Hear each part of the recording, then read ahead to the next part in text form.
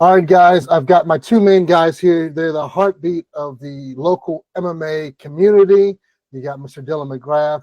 You got Coach Sess. He is deep working right now. He's got the glasses on right now. He's getting ready to teach classes going on. Look at this. He's got the notes ready. He's even more prepared than I am. I like Coach, it. don't stop. Coach, don't stop. Not stop. The grind does not stop, baby. And talking about the grind, guys, we're about to put in another president's about to put their hand on the Bible. I want you guys to give your State of the Union address, even though that's not till I think March or something like that. North Carolina, South Carolina, State of the Union, Mr. Dylan McGrath. I have elected you to begin off this conversation. All right. Well, I was blown away by the amount of competitors I saw come onto the scene for the very first time this year. As far as like new people, and not just new young people, new people of all ages and all backgrounds, all walks of life. I saw more debuts this year than I think I have ever doing this. And so that's always great to see, right? You know, new people coming into the sport is what keeps the sport alive, keeps the sport young and healthy. And as these fighters that we're probably going to talk about very shortly transition from a more active competition role into a coaching role, we're seeing their experience, just as we've seen time and time again in the fight game, get distilled down into their fighters and create, sharper and sharper debuts that look like they could have been the pros from 20 years ago, right out of the box, or even better. Me and Trevor talk about that all the time. As far as the teams, the competition scene, the healthiness of the scene, I feel like it's only getting better and better. I feel like we're only going to continue to grow and add new dimensions, new dynamics, and new teams and new athletes. And so as long as we have the support of promotions in the commission, I don't see anything stopping us from continuing to put ourselves on the map, which we've done. I'm sure we're going to talk about it again coming up very shortly. But some of these guys and girls that have done work for the Carolinas this year have definitely boosted the reputation of the Carolinas and been something to brag about. So we're getting ready to brag about them. Absolutely. I've now kicked out Dylan McGrath out of the MMA local White House. Coach Sess, you're now the new installed president. What was your impression of the fight scene in the Carolinas? So I'm going to refer to my notes here. It's basically the same thing. Like Dylan said, you got new teams. We're trying to get some new promotions. It's a little slow in that category, but they're trying. And but we see them working hard, and we see new teams on those shows that I don't even know about. So I'm like, that's why I love having you two guys on, because I'm trying to figure out, like, maybe you heard of these guys. They're here in North Carolina. Maybe they fight elsewhere. And like Dylan said in the beginning, we got to do a better job of not only recognizing people in different categories, but people who live here but fight elsewhere. We got to give them the same recognition, because they still are our people, and they are helping the industry grow. So, and that part I really love. But that's what I'm seeing. It's just rising tides lifts all boats. It goes back to that. It might be slow, but it's working. But it is working. But as far as getting new promotions in, and Dylan, you sort of referenced that, how hard is it what do you guys think how hard it is to actually get a new promotion upstarted and going? We mentioned this last year. It's certainly about money, but you got to do your own sort of marketing to make sure, if you got something coming up, you actually say something or get it on Facebook, Instagram, YouTube, all those things. Seth, you can go first. I answered the last one first. So, branding, man. It's all about, you got to establish your brand, and you got to know which market is yours. Not everybody is a lightning strikes person. Not everybody is a fight for it person. And maybe I'm spilling some beans here, but Fight Lab might be on its way back around here. So there's an audience for Fight Lab, And so the key is branding. How do you get that awareness out there? And how do you attract those that clientele and bring them to your events? And you got to make sure you have a great product. Like the fights we want to see, the fights that make sense, great matchups, rivalries. D. Reddick and Paez comes to mind. We've got to have the things that really draw your interest, because just having a cage and a name isn't always like a good thing now. Like in 20 years ago, 15 years ago, when this thing started in 2007, whatever. Yeah, that was great. You could just have a cage and a name and everybody showed up. You can't do that anymore. great branding awareness and great marketing skills. Yeah, marketing plays a huge factor of it. I think identity, that's part of branding as well. But I think a lot of the promotions just don't pride themselves on having any kind of identity. Or I think if our younger fighters that are listening, what they call aura. None of the promotions are really investing in anything beyond the cage and the fee to pay the commission and the fee to pay the DJ. So I think that as a coach, I have a different perspective on this than I had last year. Like just because I've been coaching a lot more MMA this year, you want your guys to get the fights, and you don't want every fight to be at Madison Square Garden. You certainly don't want their first fight to be at Madison Square Garden, but there needs to be a bigger effort by the promoters to help prepare the fighters for a Madison Square Garden or even a Grady Cole Center like environment by continuing to make their fights look a little bit more like a professional production, like a professional event, lighting. I said there's a promotion that had a couple shows last year that I said was like fighting in the waiting room of a dentist office. Like it was like so well lit, like I could see every pore on the front row from cage side. So it's money, yes, but spending your money in the right way is the number one thing I see promotions screw up. They have money, but they spent money on getting Bubba Sparks to come and do a performance halfway through the show. It's like, oh, okay. Well, I guess we could have had 7 smoke machines for that amount of money, whatever. Or we could have had 3 more pro fights. More importantly, we could have had 3 more really high quality pro fights where we could have paid all 6 guys or girls. So yeah, spending your money in a right way, but also having some sort of identity. One thing I talk about with some of the promoters that ask me this question of how can they make the show bigger. I'm a big wrestling fan, especially 90s, early 2000s wrestling. I talked with Johnson Samey for a little while at the last Fight Forward about ECW, how they became from a very grassroots type of promotion to the number 3, possibly number 2 for a little while promotion in the world, because they found, like Seth said, they found out what their audience was. They had a small venue that they could reliably sell out and make look like a huge venue on camera, and to the athletes, it boosted them, made them look more legit. So I think something that I'm spilling the beans on, since we're spilling beans on the podcast today.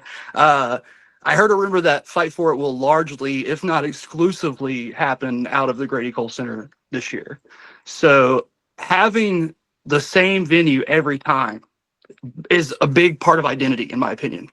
The Grady Cole Center is a building that has a lot of history, has a lot of energy, and there's not really a bad seat in the house. So I think it's a great direction for them to go if they can reliably, continuously sell it out as they have been.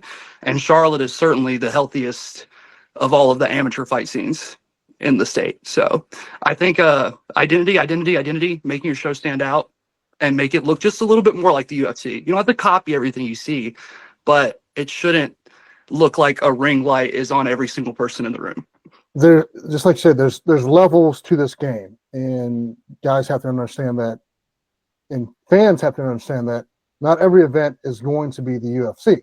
You would like them to, but especially on the local level, because some of the promoters putting on these fights still have their day jobs, and they're still taking out possibly mortgages on their houses and stuff like that to make events look really well. But also on the same plane, you don't want events to look like you're at a dentist's office or you're just in a waiting room, or you're looking, add some lights, add some pizzazz. It can be. It doesn't happen overnight either. No, it doesn't. Every show you go, hey, on this show we didn't sell out. In fact, we kind of lost money in a lot of areas. We only made $200. You got to take that $200 and invest it into some new tables, or invest it into a light bulb, or invest it into something. So I think that it goes, back to spending your money wisely. But like identity and knowing your audience is how you get the profitability to do those things. Talking about Fight Lab, there's a large group of a demographic of people that in the city of Charlotte that went to Fight Lab to just watch a fight. They didn't know fighters. when they were going. They just bought a ticket knowing they were going to go watch a fight. That's not how it works nowadays. In the post-COVID world, you have to have a fight card that has 40 fights on it so that enough team members will buy a ticket for the promoter to make money, because nobody just goes out on a Friday night or Saturday night just to watch a fight locally anymore. But Fight Lab had that appeal, that casual crossover appeal to people in the city of Charlotte. So hopefully Fight For It can establish itself as a stable of Charlotte with a consistent venue, but also Fight Lab coming back is potentially a very, very big thing. And that was the worst kept secret, if you're around, the MMA scene. Well, it's more like it's coming soon, but for like the past 4 years. So now it's like, if we're talking about it on this, it must be a little more real. And God bless Kenny Letts too, because I guess he pulled all of us aside, I guess, to mention that. But yeah, fingers crossed, Fight Labs come back.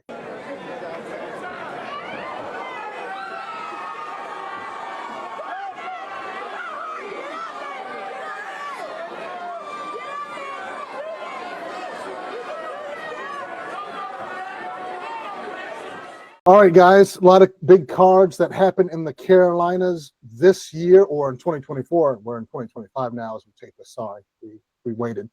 2024, Mr. Dylan McGrath, you're on the microphone for a lot of these fights. What do you see? What was the card of the year? It was very tough. I went back and watched. I didn't want to be accused of the recency bias like last year, so I went back and watched a lot of these cards, or at least watched as many of them as I could. It was tough. It was between Fight For It 17, which I believe was the first show of the year for Fight For It this year, and Fight For It 20, which was the one in Raleigh with Jonathan and Paris. We talk about shows that have a big feel to them. It's very hard to get that feeling with a local show.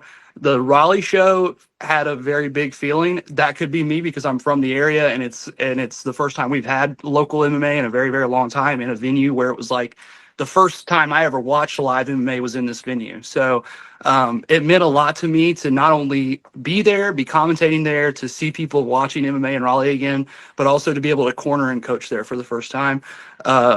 There are also just some incredible fights on that card, top to bottom. There are some Corey Worley's fight really sticks out to me as one of the most entertaining grappling, kind of back and forths of the night. But the main event was great. It had a big fight feel to it because all the things that went into the pre-fight stuff that I talked about in the package I made. So I'm going with Fight For It 20 in Raleigh. I could go with Fight For It 23, recency bias, as you put it, because I stayed home and I streamed it and I watched every fight. And it was up against the UFC fight night, and I watched Fight For It instead. But as far as where I was and where I was live, I got to say, even though the crowd was not the same level as the Raleigh card, for me, it was the card in South Carolina with 22 with Z Reddick taking on Paez. I just felt like you saw more knockouts from the kickbox between Hager. Right, that's amazing to me. So I really like that card as my card. If I got to just say one, it's going to be that one. And if I slide over to kickboxing, it's going to be the card that Lightning Strikes did in early February. And not just because I had fighters there, because it was really a good card. That Rock Hill venue is special. If they can figure out a way to do, Modern Warrior versus CCS or something like what you've been talking about on your show, Seth, if they can figure out a way to make something like that happen, I do believe they could sell that venue to a capacity that would be special. But it does have a very big fight feel just walking into the empty venue. It feels like a legitimate, kind of super legitimate venue to watch anything in, let alone some cage fights. So I would love to see more in South Carolina because Fight For It 23, we had some serious issues with the commission and the show we did do in South Carolina. The officiating, the judging, I found everything to be so good that night that I left very complimentary of them, which is very rare for me to do with officials and judges. So I'll sort of jump in because I was sort of, as Dylan knows and Coach Seth may know, my watching the fights is sort of different for me every once in a while because I'm traveling. And so the Fight For 23 in Rock Hill, I had to watch it through a live stream in Atlanta because I was working down there. So watching Fight Forward 23 with teammates, but unfortunately watching it on a live stream in South Carolina made it more difficult. But I can feel everything coming through the screen, and I'm sort of torn with that venue only because I've seen other promotions go down there in Rock Hill, and how do I say this politely? Lose their ass. Yeah, no one's made it work yet. Yeah, No one's made it work yet, but you can tell the potential is there. Yeah. But it definitely needs a big show to Yeah. make it. I mean, it's just such a big place that unless you really sell 900 tickets to 1,000 tickets, it's going to look empty no matter what. Especially if people are like sitting just wherever, like, you know, spacing themselves out, then it's going to look really empty. And I do find it very interesting that both your guys' favorite show this year are shows where you were listening to the broadcast, you know, and I was a part of that, you know. That's only But maybe by- that has something to do with it, you know. Maybe No, I'm that's adding only- a little something, you know. That's only due to the fault that I have to work. I have to be out of town. Maybe you add something, but it's mainly because It's mainly Icy Mike. He adds all the seasoning. there you go. We'll have to get Icy Mike on here sometime. A beautiful piece of footwork from Bermudez. Puts him in position. Into without stretch will land that right hand front. Bermudez is a little slow. He's dragging his lead foot. Freeman just making no attempts to beat him out there. Freeman could. Ooh, and again. All right, guys. A lot of big fights that happened this year. So many to name and so many to go through. Coach Sess, you do the honors in that big brain you got going on there. You interviewed a lot of guys, a lot of fighters. Who do you have as the fight of the year? I'm gonna give you two, but All right. the first one I say is my fight of the year, and that's Jonathan Martin, Paris Artist. A competitive fight, two talented fighters, and it goes the distance. And you got to see everything that's MMA. You got to see the grappling, the punching, the kicking, everything that's MMA. But I got to tell you, as far as excitement goes, watching Noah Starwitz and taking on David Harrison, I was like, those big boys surprised me. I thought that fight would be a finish early because of the size and the experience difference, but that fight was really entertaining, very entertaining. But Paris Artist and Jonathan Martin definitely was pound for pound skill wise fight of the year. Dylan, because you're commentating that one, did you think that fight caught people by surprise before I move on to yours? Not me, but yeah, I think a lot of people. I mean, I was talking to some people, and I don't want to I never put coaches that talk to me about fights before, especially when they're not on the teams that are involved. But I was talking to a coach from another team, and he was just saying that he just didn't see how Jonathan could win. And I was thinking, this guy's letting his tenure in the scene dictate his opinion of this fight. He's seen Paris go from what he was 10 years ago at Fight Lab to what he is now, which is a phenomenal athlete. But I did think that Jonathan was just more modern and had more tools available to him. But the main strength that Jonathan brought into the fight was the depth of resources of the training partners and the depth of resources of the coaching. They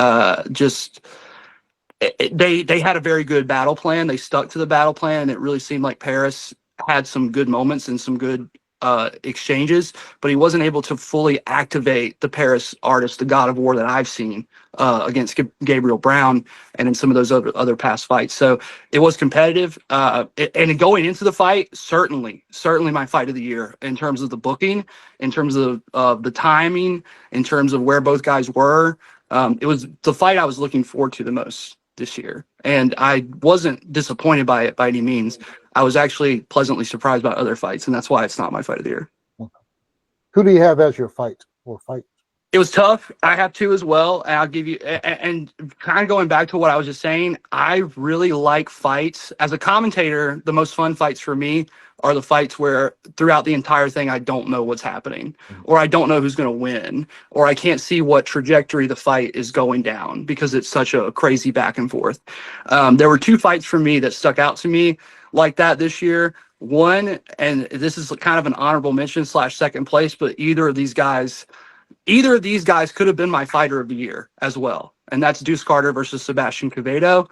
I thought that fight was phenomenal. And like Seth said about Jonathan Martin and Paris Artist, you got to see everything. It's a short fight. It's one round, but you get to see everything. I said that about Brent and I said that about Brent and Javon last year. That for such a short fight, it has more than a lot of 3-round fights or 5-round fights. Sebastian almost finishes Deuce with the armbar. Deuce hits the hitchhiker escape, somehow scrambles up to the top and comes with the cross and knocks him out. It's just a very good sequence and a very competitive fight up until the finish. So that was like one of the most exciting fights of the year from start to finish. But recency bias may have played into this one again. But for me, I'm going to go with a fight from the last show as well. But I'm going to say Jacob Paez versus Tyler Kirkpatrick. I just thought it was so exciting. I thought, when people say MMA grappling is boring, it's like you might want to go back and watch that fight, because both guys from any position they were in never stopped hunting. They were hunting for ways to finish the fight. They weren't looking for ways to control each other. They weren't looking for ways to hold each other down while they waited for the end of the round. They were looking to finish each other if they were in a position to do so, no matter where they were in the fight. So it's constantly very interesting. There's constantly a lot of little things happening. So it's a treat for people who are like kind of new to the fight game, but also the longer you watch fights, the more you see, and the more you go back and watch a fight. It's like watching a really good movie. You see things you never saw when you were watching it the first time. So definitely a fight with a lot of layers. I can't wait for it to come out on YouTube. I've already watched the pay-per-view link many times of that fight, but there was Noah and David was also extremely, extremely good. Noah is tough and he's also crafty, which is a devastating combo, but I didn't realize how tough he was until that David fight, for sure. Do you think Tyler, because only I can remember the Blevins kid down in Wilmington and D sort of set up the I don't say the template or the model to beat the Paez brother, Jacob there. Do you think Tyler went away from trying to use that, or? Oh yeah. Yeah. That was the thing that was the most staggeringly impressive thing about the fight, is that both Blevins and D have demonstrated paths that can lead to success against Jacob. And in D's case, the reason that's not my fight of the year is because it just wasn't competitive at all. I have no problem saying that. There was never a moment where Jacob looked like he was going to win. There was, right before it ended, there was a moment where I thought he was coming back right before. But for me, the thing that made Tyler's work, or Mr. Kirkpatrick's work, so impressive in that fight was he dove right into the fire. And I think this is one of my favorite calls I've ever had during commentary. I said he has gone away from the ideas that D. Reddick put out there. He's walked into the burning building and he's walking around and looking for survivors. Yeah. That's like kind of how I viewed him. He dove right into half guard. He dove right into Jacob's game. And for a lot of those exchanges, he was winning. He was winning. So I thought it was a very close fight too. I saw a lot of people talking about robbery. When they're that close, I like I said that night, I had no idea who's going to win. But it was extremely close and extremely competitive. And when they raised his hand, I had no idea who was going to get the hand raised. And for me, that suspense, that the nuance of the fight, everything that kind of went into the narrative of Jacob coming back from this injury, it played a lot into my pick for fight of the year. All right, guys, it's now some of these guys, it's now time they've been waiting for when it comes to these videos. We got the fighters of the year. Coach Sess, go ahead, start it off. You're gonna break some hearts, or you're gonna lift up some spirits whenever you. Somebody's going to Disney World. Yeah, or send me an email. Well, here's the thing: as far as the fighter to me that has put in work in a lot of ways, a lot of areas, that's Shamik Harvey. He served as a coach, won a championship. He stayed busy, and the ratio of his opponents was a little higher than everybody else. So Shamik Harvey is my fighter of the year. But as far as if I categorize this into champions of the year, I got to go with Jonathan Martin, because I like champions that defend. When I see champions defending titles, that wins my heart. When I see champions fighters that are busy, that wins my heart. So I could divide that evenly and say, okay, one guy's my champ of the year and the other guy's my fighter of the year. There you go. I like it. Mr. Dylan McGrath.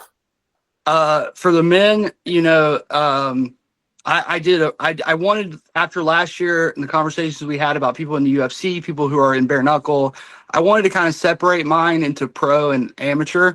And, you certainly took a lot of pressure off me just now, Mr. Mad Coach, because I don't like to pick the same things you guys pick. But for me, it was so hard with the pros to pick between Shamik and this other guy. And I thought Shamik did do more, and the thing that separates them is that Shamik was a little more strategic in the fights that he selected for himself.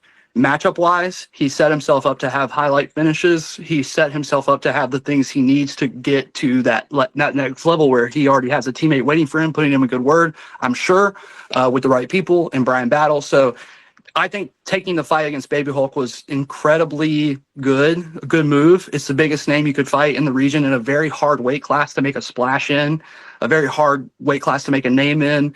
On a national level, let alone a local level, where there's just not a lot of fights waiting for you out there at a very high level professionally. So, Shamik, very close, pretty much my runner-up now. He was my number one. Truckin' Carson, the Carolina game dog. He did not, you don't have to win all your fights to be my fighter of the year, but you do have to have something going for you. And the one thing that Truckin' has going for him in spades is he has so much personality. I don't want to necessarily say charisma, because charisma almost implies that it's like something that he's doing. He's just being himself, and it's like the nicest guy. The bell rings, rabid attack dog. The bell rings again, and the nicest guy in the world is back. 10 seconds later, the finishes that he was able to put together in that little string of Fight For It main events. I think he main evented more Fight For It's than anyone this year. As far as representing the Carolinas and what I wish, people could know about us, that's a guy who not a lot of people know about, who I think represents us extremely well, not only as a gentleman, but his fighting style is about as entertaining as the day is long. And if somebody's going to go, what do Carolina fighters fight like? If they see this guy fighting, they see a truck on Carson, they go, I don't want to fight those guys, So I'm going to go with the game dog. For the pros. For the amateurs, Mr. Jacob Pius. I have to go with Jacob just because he turned it around for me completely. I didn't have a very high opinion of him at the beginning of the year, skill-wise, personality-wise, team-wise, anything. And in the fights leading up to D, I saw an evolution in the cage. And for me, the guys that endear themselves to me are the guys that grow fight to fight and show me that they're growing. And Jacob started as a guy who didn't know martial arts but could fight. Now he's a guy who doesn't know a lot of martial arts, but he's training with martial artists, and he can definitely fight. And that's what really goes a long way, right? And when he got hurt, he got the kind of injury that a lot of people would be so, just seeing it grossed me out, made me not want to train for a couple days. He's got the kind of injury that a lot of people don't, come back from very quickly, just in terms of the recovery time. He recovered way too fast, definitely fought on a shoulder or an elbow that wasn't fully healed, and he conducted himself very well. And more importantly, that front kick that I mentioned in the D. Reddick fight, that moment where I said, I think Jacob's got a pathway back into this fight, and it's from that front kick. That's his best kick. The next fight against Kirkpatrick, every time Jacob Pius throws a front kick, when you're watching that fight, take a shot, you will be sloshed by the end of it, because he was sending those to the body so hard that Kirkpatrick didn't even want to be on the feet with him anymore and wanted to dive right into the A game. Little did we know, I was super ready for that. Yeah. But yeah, I think that just in terms of the sheer skill come up that I saw from him, the activity level, and the fact that he has some kind of identity, he has some kind of brand, he has some kind of gimmick, that makes him stand out in my mind. So for the amateurs, like I said, could have been Deuce, could have been Sebastian. Both those guys were super impressive this year, but I'm going to go with them. I don't have any picks, but I will say, especially when it comes to Truckin' Carson, and you talk about, he doesn't have to win every fight, but he went to Canada to take a fight. That's impressive to me. And not only is it him, it's now his brother Paulie, who was fighting, I think, mostly in Virginia or Tennessee. And I was like, when are we going to actually see Paulie in North Carolina?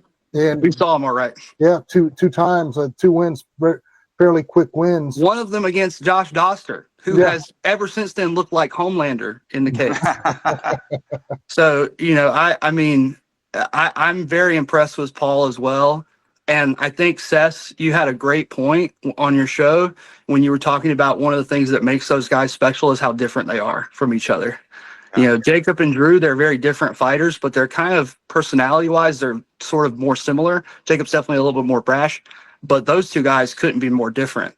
And their fighting styles couldn't be more different, but they are like, that's what makes them cool and interesting to talk about as fighters, or that's one of the things that makes them interesting to talk about as fighters. Yeah. As far as trucking goes, I don't know if this was a category for you, but it was just one for me. Was the finish of the year. Again, he's got less experience than Saraceno, and yet he's able to go in and finish this guy off, which is bananas. And so, as far as finish of the year, I definitely had trucking as that. That'd be the case as well. When you, especially impressive when you consider off the fact that he was coming off of another, 20-second sub KO or finish. When you're up against a guy like that, most of the time you're going to be so cautious and so shelled up defensively, especially a guy like Saraceno, a veteran. He's not going to just go out there winging punches, and he didn't. Truckin was just super calculated, laser accurate with that body shot, and it all set it up for the knee. Yeah. Who do you have as the ladies' female fighter of the year? I'll start with you, Dylan. It was hard for me up until I listened to Words with a Mad Coach, and I found out what his pick for the show was going to be. That took a lot of pressure off me once again. As far as the amateurs go, it was, there's not a ton of women who are competing right now from the North Carolina, South Carolina area, but there is one woman above all women who I think is having such a big impact, not only on the people she competes with, but the people she competes in front of, the people that see her for the first time, the people who follow her. And as far as like a cross-sport athlete, it's hands down Willow Lyles. Two-time world champion now, powerlifting champion, had a super active year in terms of fighting. It seems strange to give it to a youth fighter, I know, but when I talk about like who's representing the Carolinas to the best of their abilities, how could I not at least mention her? Leilani is about as active as it gets. She was obviously extremely successful this year, and was able to finish. And if she had not been picked on Seth's show, I'd be making a very different point right now. But, now that I know Leilani has been picked by another judge, I can say safely that Willow, I think every time I see Willow compete in front of other people, they're inspired. And I think she's racking up more sky miles than I am at this point, going over to all these places. So yeah. I mean, her dad is the man. Like, Willie, I say it every time I can because, the parents, sometimes when you're dealing with sports and you're people who are very successful in sports, and I certainly was a sports kid growing up, so I saw a lot of mat dads and a lot of, 50-yard line dads and stuff. And Willie's, he's just enabling Willow to do what she wants. He has no desire basically to be in front of the camera or to be part of it or to be like in the way. He's just, supporting her. And so to have a parent be so supportive of an athlete like that, and you see what she's able to accomplish with that little bit of support. Hopefully it inspires some other parents and other teams to like get behind a youth fighter and just see what can happen. You never know. A youth fighter has a couple of point fights. Next thing you know, you're in Greece fighting for a championship. So yeah, that's awesome.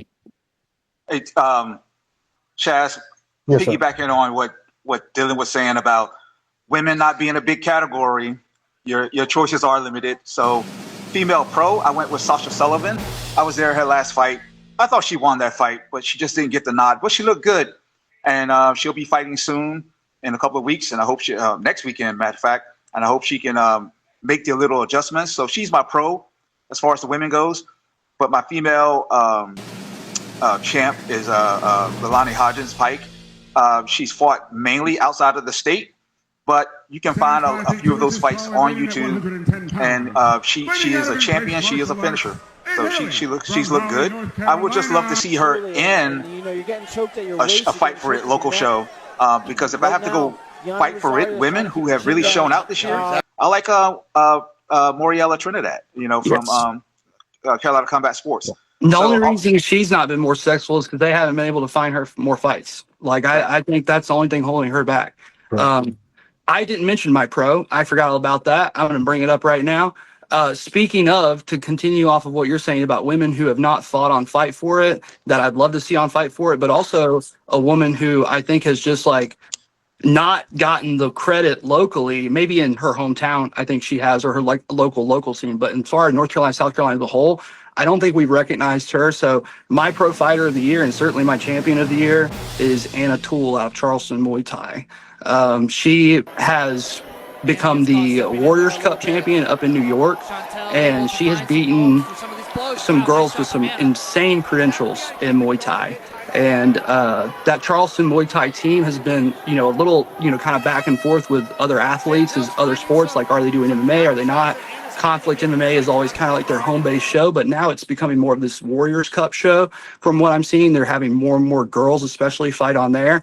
And the 2 fights that I saw in Warriors Cup this year from Anna Toole were extremely, extremely impressive. And the people she's beaten, high level kickboxer. I'm not super well versed on Muay Thai, so I won't talk out of my ass in that regard, but I'll just say that I've watched a lot of striking, a lot of Muay Thai, and there's very few women in the East Coast area, United States area, that are as good as Anna Toole, who's still a teacher full time. And a multi-time world champion now in kickboxing. So, and multi-time world champion in Muay Thai. Sorry. Don't get out of line in class. With Jacob Pius, the whole back and forth with D before that fight. How much do you like to see that type of stuff out of guys? Because it got pretty, to me, it got pretty nasty. And maybe it's because part of it, D was on my team, but also part that I'm 41 years old. You're an amateur fighter. I don't need to see all the nonsense that went with it. It was going to be a great fight in the first place. Yeah, for sure. Hyped up to a degree, to me, was awesome. So bad taste. When we talk about what is too far in the trash talk, it definitely varies from guy to guy, and I think that Jacob is a lot smarter than people give him credit for. And I think he's a lot more calculating sometimes than people give him credit for. And I think he wants to seem more ignorant than he is in some scenarios. And I think this was one of those scenarios where he raised the bar, like really turned the volume knob up really hard. And he found out basically what happens. I'm not saying that like him, losing a fight was a direct result of him trash talking and not a direct result of how he trained for it or how he prepared for it. I'm just saying that, he took a pathway into a fight and he saw the results of that pathway into the fight. D, who is a guy who's normally not an easy fight for anyone by any means, definitely seemed like he had a little bit more fire in him. And for some guys, that takes them out of their game. But it seemed like it did not take.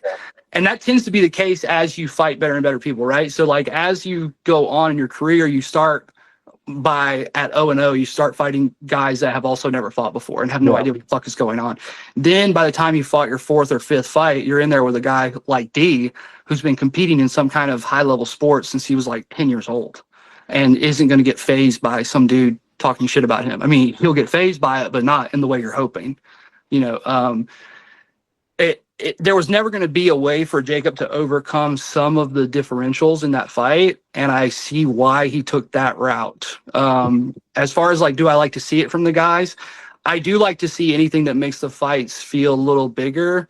I thought D selling the turtle shirts was very funny. Like that's kind of like the stuff that I think is like lighthearted and funny, especially like if both guys get in on it and like Jacob is wearing a shirt that D was selling somehow and he's like, where did he get that from? Like that kind of stuff is funny to me. So there were added elements to the fight because of that, and it made it feel bigger. And if you look at the results of what it rendered this insanely high view level fight, like in terms of the largest view count ever in Fight Sport history. And if you take all the other videos on their channel, put them together, it doesn't get next to that video. So it's pretty crazy, I know, but all of that stuff kind of plays in to why he was my fighter of the year this year.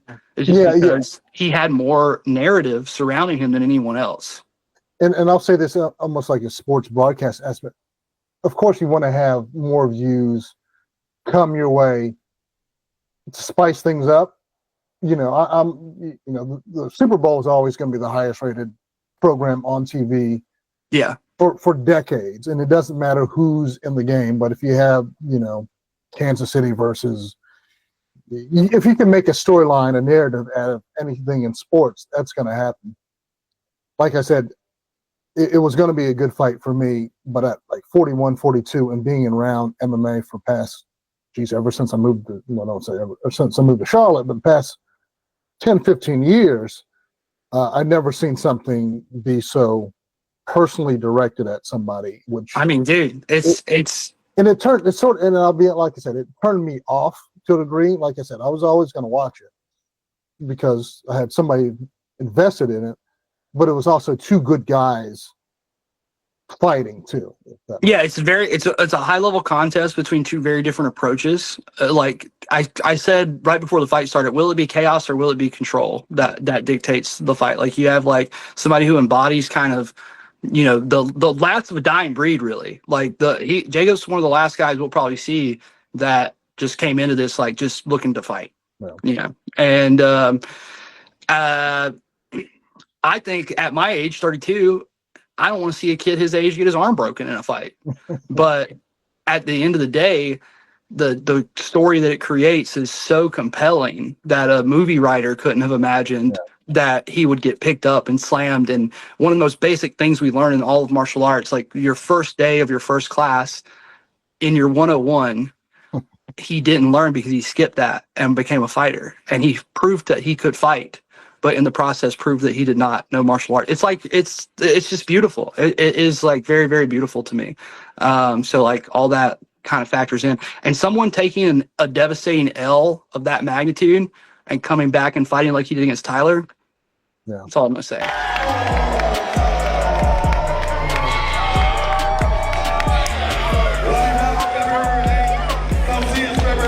Now time for the big one. It's like the best picture at the Oscars, baby. It's like the album of the year at the Grammys. Way more hate comments, though. Yeah. If we're going to get some comments, going to come out of this one. Who do we have, or who do you guys have? Because I'm not going to include myself in this thing. So I don't want the letters. Smart. Who do we have for Team of the Year? And Coach Sess, lead us off, baby. Hey, CCS, baby. Carolina Combat Sports and Fitness. Favorite coach of the year has to be Tom Ziegler. I already told you Shamik Harvey was my favorite fighter of the year coming out of that camp. Dylan's already mentioned Willow Lyles, Jonathan Martin. I mean, they picked up championships. They fought. They've been on UFC Fight Pass. Motsinger. I mean, what more can you say about that team? I think the performance that Brian Battles had in the UFC, especially with that Paris card and his mic skills.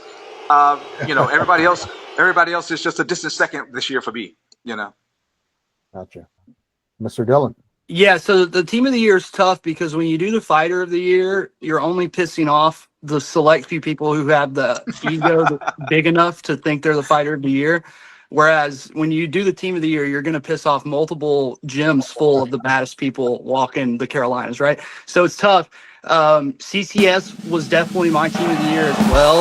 I think the thing that kind of made it a little bit more competitive in my mind was there were some weight, kind of mishaps over the year, just little things over the course of the year as far as the amateur fighters go, and some just little slip-ups here and there. But when you talk about the batting average, when you talk about how many times Tommy Z steps up to the plate, he's going to strike out a couple times, but he's going to knock it over the fence more times than not. And especially with the debuts, you talk about people who come into their first fight looking like they've got 5 fights.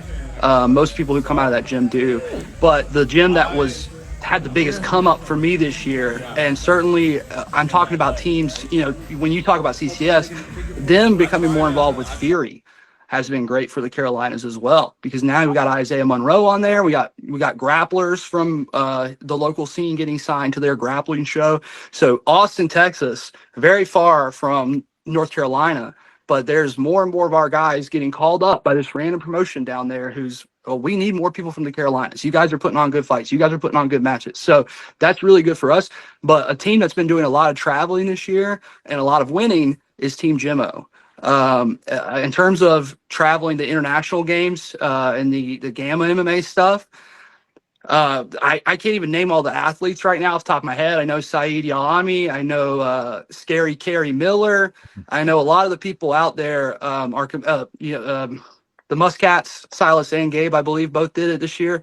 International competition, wearing, I was silly to say this. I was watching the movie Cool Runnings last night, and they were talking about how being able to walk into the Olympic Village bearing your nation's flag is like the greatest single honor an athlete can have, even if they don't win a medal. They just, get the chance to represent their country. And I feel like, people representing their country, but also representing, our local fight scene, even if it's a weird rule system that I don't fully comprehend the efficacy of, and the judging's really weird, the fact that that storyline is at work, it works on me. It tugs at my heartstrings a little bit to see those guys that I know from local fight nights go across the world and beat up guys from Kazakhstan or whatever the case may be, and win a medal. So, especially acquiring Joe Selecki, that's a huge maneuver by them that could hopefully level the playing field with CCS. But make no mistake about it, CCS is far in the lead. They are lapping the competition currently, but I'm sure that it will not be long now until more teams are catching up. I talk about, I'll probably, no matter how good Coach Cody Malte does, I'll never be able to give the team of the year to Elevate, just because of my involvement with them and stuff. But they have so many guys that are approaching that 5 amateur fight number. Now you got Chris Gonzo, one of the most standout pinnacle members of their team for years and years. He's pro now. So we're seeing that more and more of their guys are going to ascend to that level of prodom. And I mean, I think about when I first started training there, how there was only 12 people who trained there total across all the sports. Now they have a fight team that's 25 deep. So if every team is doing what they're doing, we're going to have an amazing fight scene in 2-3 years time.